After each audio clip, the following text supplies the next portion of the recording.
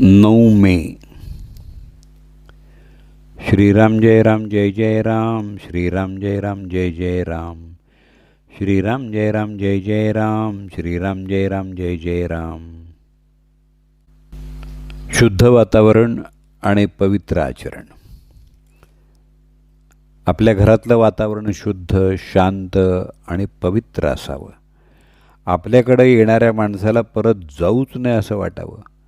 अगदी भगवंताच्या इच्छेनं प्रपंच चाललेला आहे असं समजून त्या प्रपंचामध्ये विद्या, वैभव, घरदार इत्यादी सगळं काही यश संपादन करा. अगदी एखाद्या राजयोग्याप्रमाणे प्रपंचात ऐशाआरामात राहून गाद्यागिर्द्यांवर लोळा. पण हे करत असताना तुमचं अंतःकरण मात्र भगवंताच्या प्रेमानं ओथंबलेलं राहू द्या. कोणाशी वाद घालत बसू नका. जगाचा मान फार घातक आहे.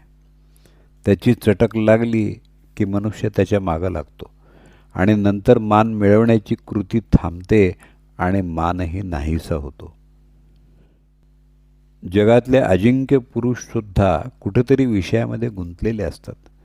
तिथं त्यांचा घात होतो. जगाला ते भारी असतील पण त्या विषयापुढं त्यांचं काहीच चालत नाही. प्रेमात गुंतू नका. तसं द्वेषमत्सरातही गुंतू नका. दोन्ही सारखेच घातक आहेत. आपला प्रिय नातेवाईक मेला आणि आपण ज्याच्यावर दावा लावला आहे तो भाऊबंद मेला. दोघंही मेल्याचं सूतक सारखंच आहे.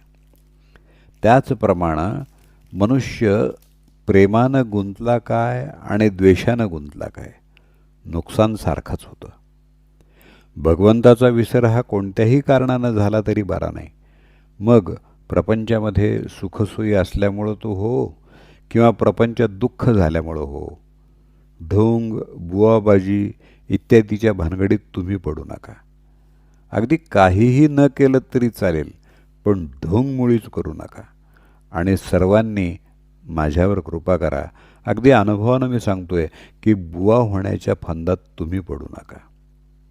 आपलं कर्तव्य भगवंताच्या स्मरणामध्ये करून त्याचं अनुसंधान अखंड टिकू द्या. आमची अशी वृत्ती बनण्यासाठी संतांच्या संगतीची आपल्याला जरुरी आहे. आपण सर्वजण सत्संगतीमध्ये आहोत असं म्हणतो. मग आमची वृत्ती का न सुधारावी? तर संतांना ज्याची आवड आहे ते आम्ही धरलं नाही म्हणून आमची वृत्ती सुधारत नाही. श्रीकृष्णानं उद्धवाला ज्ञान देऊन त्याला गोपींकडे पाठवलं. भगवंताच्या नामामध्ये त्या रंगून गेल्या होत्या. गोपींचं नामावरचं प्रेम पाहून उद्धवाला आश्चर्य वाटलं. नामामध्ये त्यांना भगवंत दिसत असे.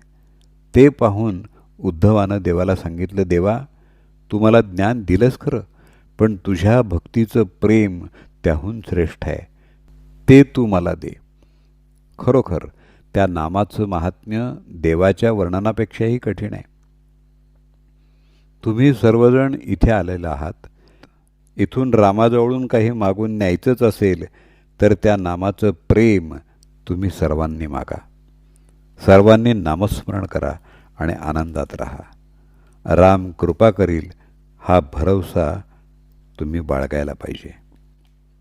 आपल्या जीवनामध्ये सहजता हवी आणि सहजतेमध्ये समाधान आहे. जानकी जीवन स्मरण. जय जय राम.